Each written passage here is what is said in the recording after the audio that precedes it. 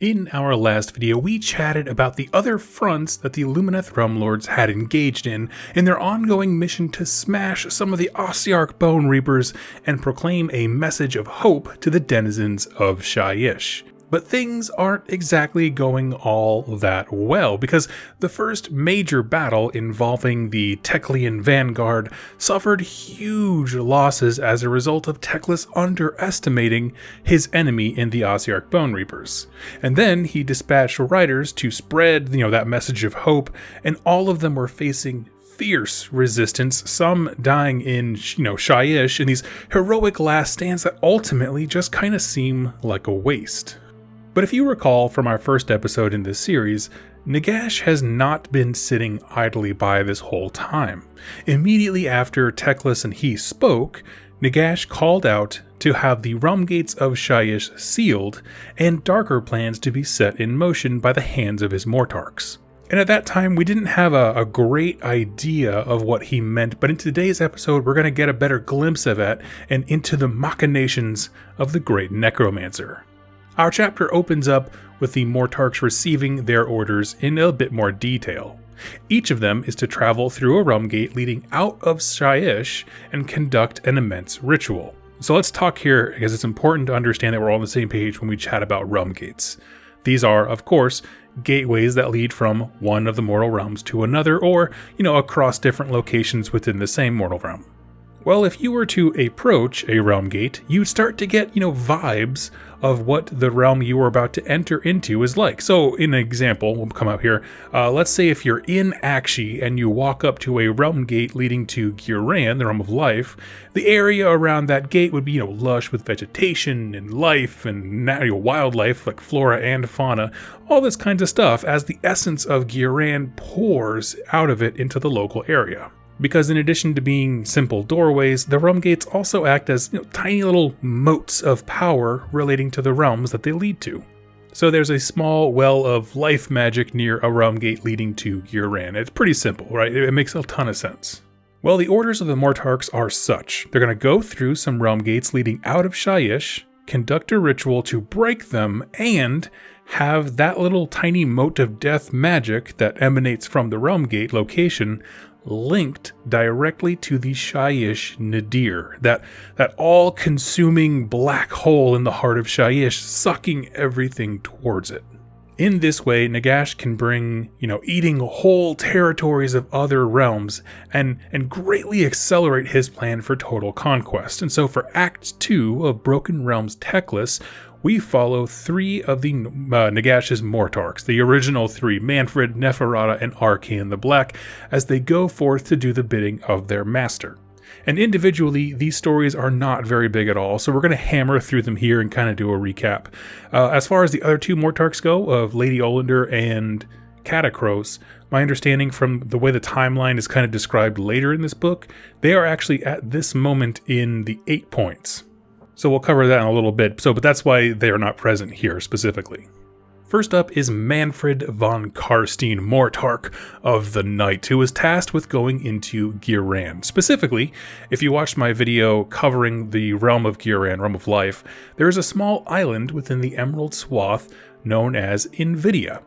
And within Invidia is a large realm gate to Shyish that's been the source of tension between Alariel and Nagash since the Age of Myth, where the powers of life and death are literally in a constant competition to shape the immediate area around this gate, which has taken on the name the Bleeding Gate, which is the most metal straight-up name for a realm gate I could imagine.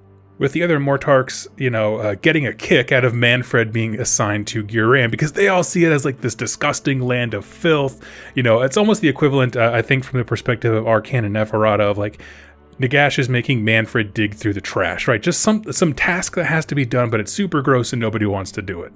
But Mannfred accepts the task, very stoically. He's like, oh, I'm happy to serve. What else can I do? He's a very team player thing, but he's already formulating ways that this could be used to his advantage. And that's a note that I want to hit on a lot later.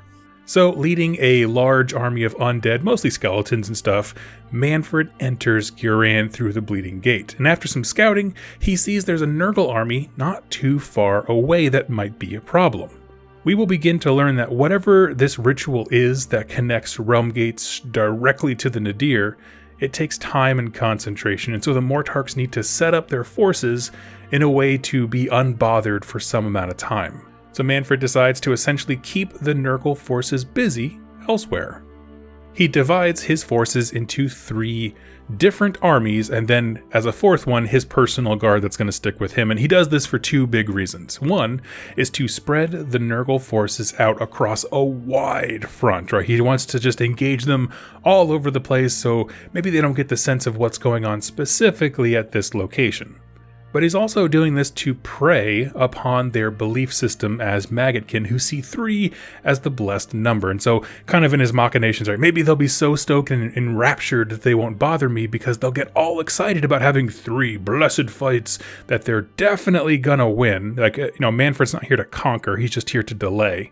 So they're going to be super stoked about those 3 fights that they'll ignore the 4th detachment, which is, of course, Mannfred himself and his honor guard, who are actually doing the thing at the Realm Gate.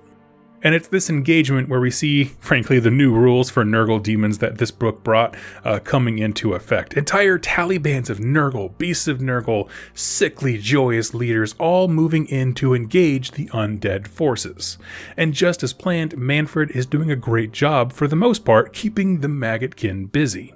He's losing the fight, or, all 3 fights, I should say, but again, he was always going to, because in gameplay terms, Mannfred's playing for the objective. He's getting those victory points. Does not care if his models die. But what he could not foresee, or at least his scouts couldn't see, was a groaning within the nearby thick woods. Now, I'm kind of breezing through these because individually each story is very, very simple, but some time has had to have passed and Mannfred is feeling pretty confident, right? And that is until the woods begin to rumble. The nature of the ritual that Mannfred is attempting has stirred the death magics in the area to a tempest. And this desecration of the natural order, the shyish energy killing things before their time, has alerted the nearby Sylvaneth. And through the spirit song, they have contacted the goddess Alariel. She is the goddess of the realm, life. And she comes in barreling and having, despite having to wade through Nurgle forces herself and a vampire lord on zombie dragon, which just gets punked real hard, she makes it to the ritual site and is able to shut it down. Basically cancels the magics, sweeps through his guard. Mannfred is no contest to her on a 1-to-1 fight. Again, his whole army is out, spread across who knows how long of a front, so it's just him. And so with a little bit of a gesture of a bow, he retreats into the Realm Gate, having failed his mission, and it specifically says, like he knew he would. So he's got some plans in play, and that is just one part of this. There's a lot to talk about there, but I want to wait till the end. So we're going to quickly pivot, right? That's Mannfred's story. But we're going to change over to the realm of metal, Chemon, where Queen Neferata was sent for the same reason. But true to her nature, she was not this, brash, thick-headed person like Mannfred is, and instead she used subterfuge to achieve her ends. While I don't have an exact idea on how much time there was between, the order being given from Nagash and the part of the story we read, there had to be at least a tiny bit.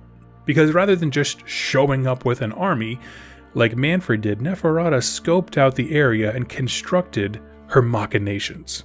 Her target was the Switch Soul Dais, a realm gate deep within the Spiral Crux. This is an area that we know very well from Chemon. The problem is, this entire area is heavily patrolled by Caradhran Overlord fleets, and even though the exact location of this realm gate is known only to the dead, it's like inside a mountain with like a hollow top. Like, again, not everybody knows where every single realm gate is. This one, she knows about it, but it's just hard to locate. But she knows the second she starts doing her ritual, things are going to get kind of wonky when a black hole appears in the middle of Chemon. So she's like, let's try to be smart about this. So using hit and run tactics, bribery, and coercion, Neferata successfully diverted all of the regular patrols from around the Switch Soul Dais. There was nothing big, no massive military campaigns. Maybe a few vampires attack a little bit to the south or a little bit to the east, so the patrols just kind of skew that way over time.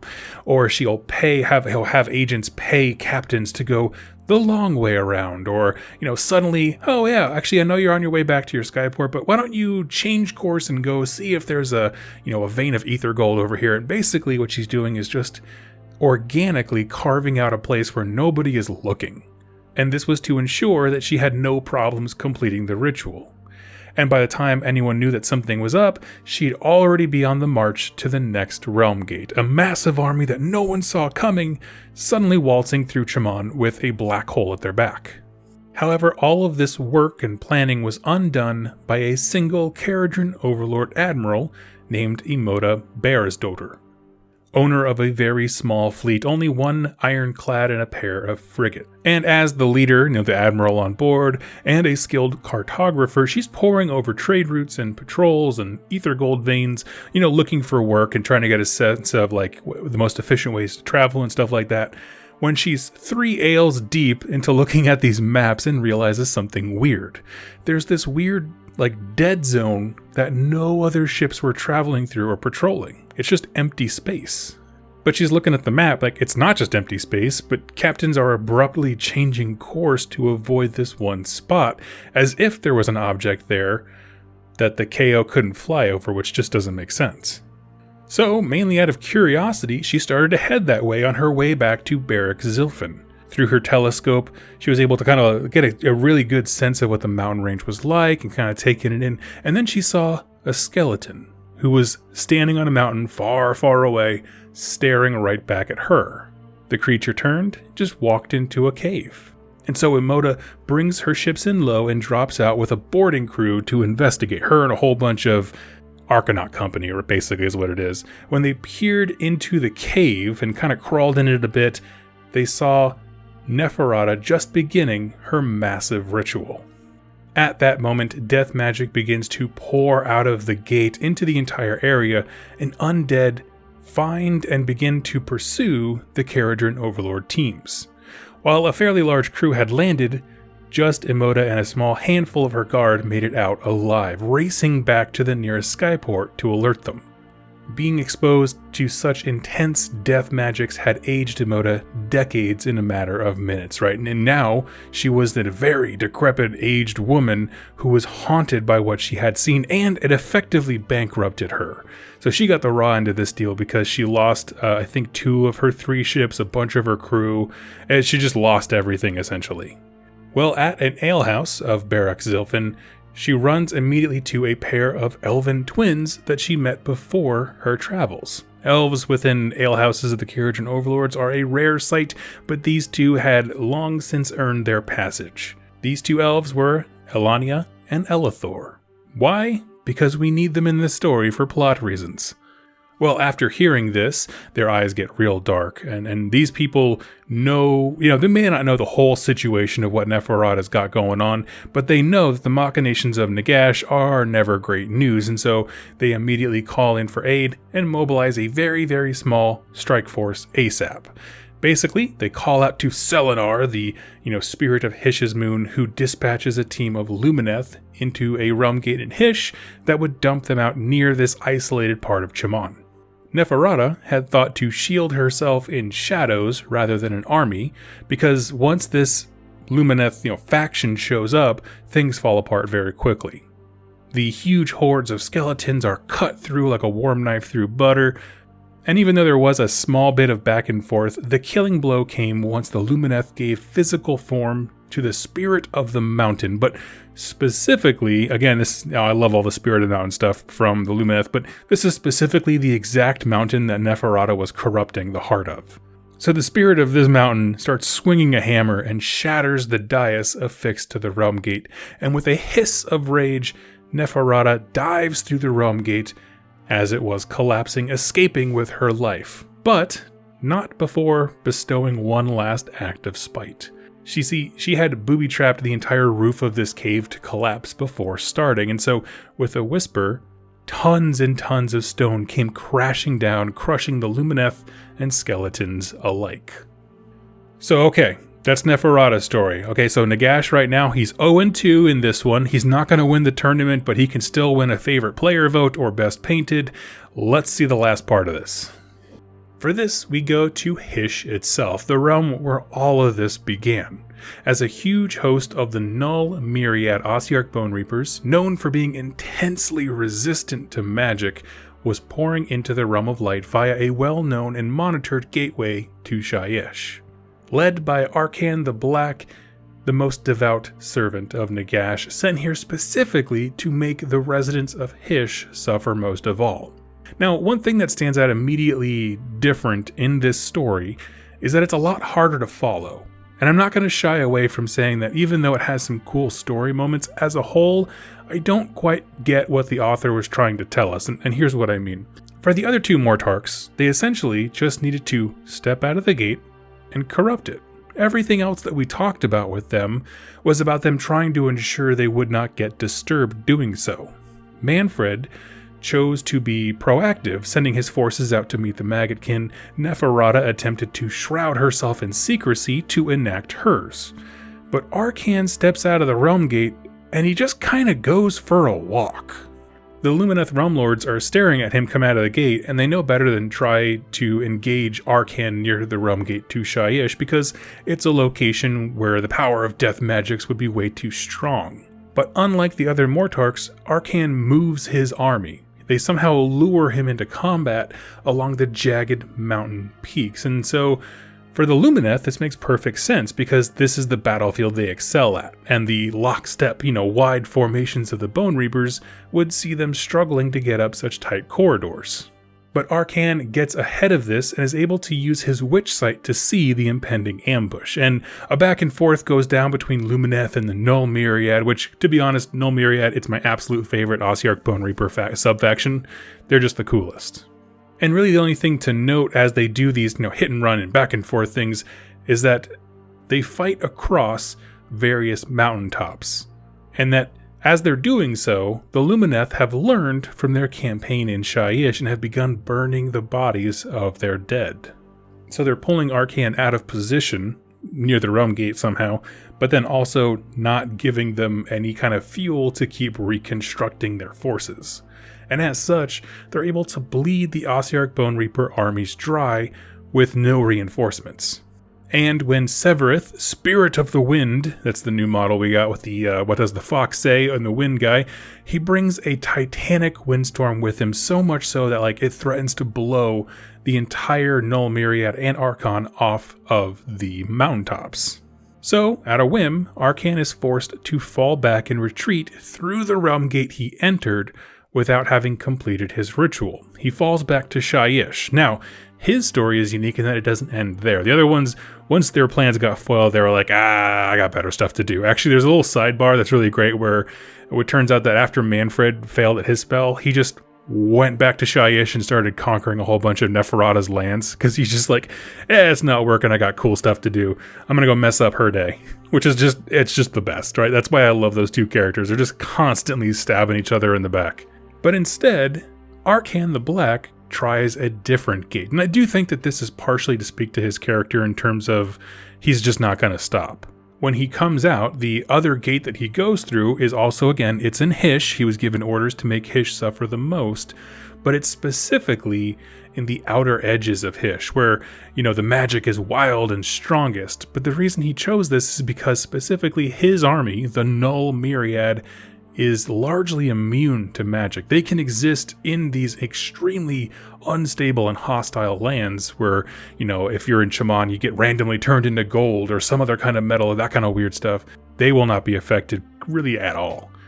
The Lumineth feel the need to reach out and meet the threat again, but are concerned about losing so many because they're not immune to the wild magics, right? Elves are going to start just puffing into crystal or, turning into forms of light themselves, and they'll just start dying as they try to walk towards the far, far edges of the realm.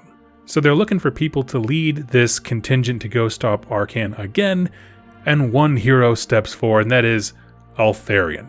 Eltharion offers to lead, and his most fervent followers agree, and Eltharion marches up and basically just punches Arkhan so hard in the face that he evaporates.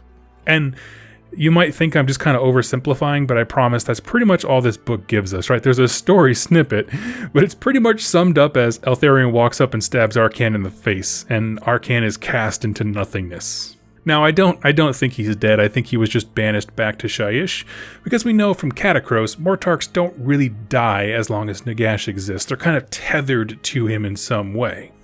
But effectively, Eltharion gets payback because if you're not familiar, Arkhan the Black is the one in the old world who basically threw the curse of years at Eltharion, turned him into dust, where then his spirit was remade as we know him now, the empty armor guy as Eltharion, took the fight back to Arkhan. So it's a little bit of a payback story.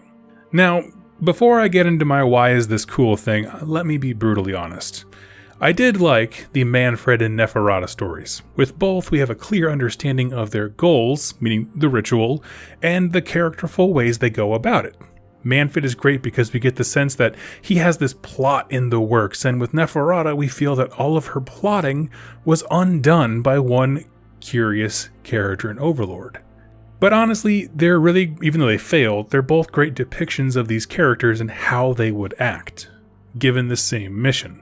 But with the Arkhan one, I kind of have some beef. Like, for example, why did he leave the Realm Gate? Wasn't that the place he needed to be to do the ritual? If not, I feel like it could have been said more. And if the elves weren't going to bother him there, because he's so close to this big mode of death magic, why didn't he just stay? Why go hiking through the mountains? His mission was to make Hysh suffer, and I actually think he did the worst job of all the three Moartarchs. Right? His choices made no sense and ultimately weren't reflective, I don't think, of his character very much at all, other than the fact that once he failed, he tried again. But that is okay, GW, because as the prophet Meatloaf once said, don't feel bad, because 2 out of 3 isn't bad. And with that bit of critique out of the way, let's talk about why this is cool. I love the Moartarchs, right? The OG 3. I love them having a role, right? I like Catacross and I like Olander, but these 3 just really tug at my heartstrings. Even if this book doesn't do a great job in showcasing what makes each of them great fully, but there are some really cool elements.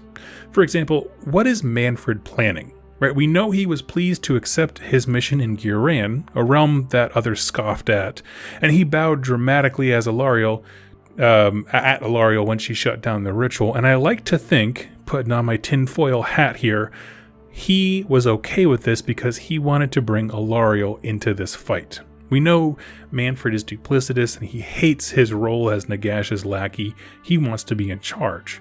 And so I do wonder if he showed up in Ghiran and went on the offensive immediately, being as big and loud as possible, throwing 3 armies. Yes, there was a military reason to engage the Nurgle forces, but he knew that making such a scene was going to draw some attention. And so he wants to pull her attention specifically to what Nagash is doing and get one more person engaged against the great necromancer. Once you see Nagash fall, then the playing field is leveled and maybe Mannfred can make his own power play. Now, I'm not saying it's exactly what happened, but his story and what we know of his character is strong enough, I think, to lead us that way, which is terrific. That's exactly how Mannfred should be represented. The Neferata story is similar in that I think they did a good representation of her character, right? Mannfred just shows up in these settings with big future plans that never seem to plan out. They don't work. But Neferata, who sees herself as way smarter than that, already has the plans in place and they're already working. Rather than using this event to further her goals, she already has the plans of subterfuge and manipulation on lock to get the area completely empty for her ritual. And yes, it might seem contrived that one totally innocent bystander who got a little too curious undid it all, but remember, that's essentially the plot of Lord of the Rings too, right? Just a short person in the wrong place, wrong time ruins a lot of plotting and planning over millennia. But overall, I thought it was an engaging story, and I like the fact that, it is a popular area for carriage and overlords to travel, and so just being there undid all the planning that went into that story on Neferata's part, and all in all, I liked it. And I already gave my thoughts on the Arkhan one. I'll be honest, I didn't really care for it at all, even though he is without question one of my favorite characters in Age of Sigmar / Warhammer as an intellectual property. But one last thing I wanted to touch on was how much time was this? I feel like time was much better defined and fairly linear in Broken Realms Morathi. There were a few small gaps where you're like, you don't quite know how much time has passed, but, you know, nothing was actively confusing, right? You can kind of measure like, oh, okay, maybe it's been a couple weeks or something like that, but there was nothing like where it seems interwoven to other events and it was kind of confusing. But here's why I get confused here. Teclis delivers an ultimatum to Nagash, after which he dispatched his Moartarchs.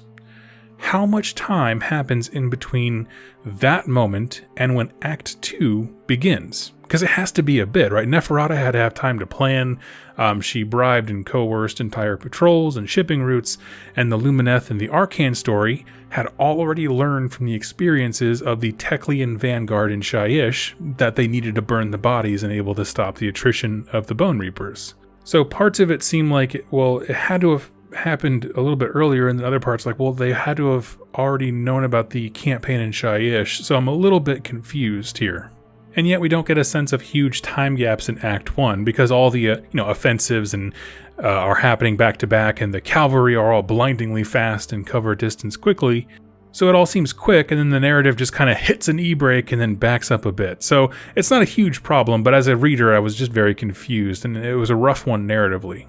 But like I said, I did enjoy the first two stories, and for the folks who have been complaining in my comment section about Death losing every single battle, just remember this. The book is called Broken Realms Teclis, not Broken Realms I don't care who wins, let's just roll dice and have fun. You know, so like, it's okay if the Lumineth Realm Lords take the W quite a bit. What I can say here at the end of the video is, to me, Act 1 was fantastic of this book. Act 2, which is the 3 Moartarch stories, was a bit lackluster, I will not argue with you. But Act 3, the conclusion that we're going to cover tomorrow, frickin' nails the landing. Okay, so I'm just going to say it's awesome. So if you've joined me this far, don't be disheartened that I said, some negative stuff about it.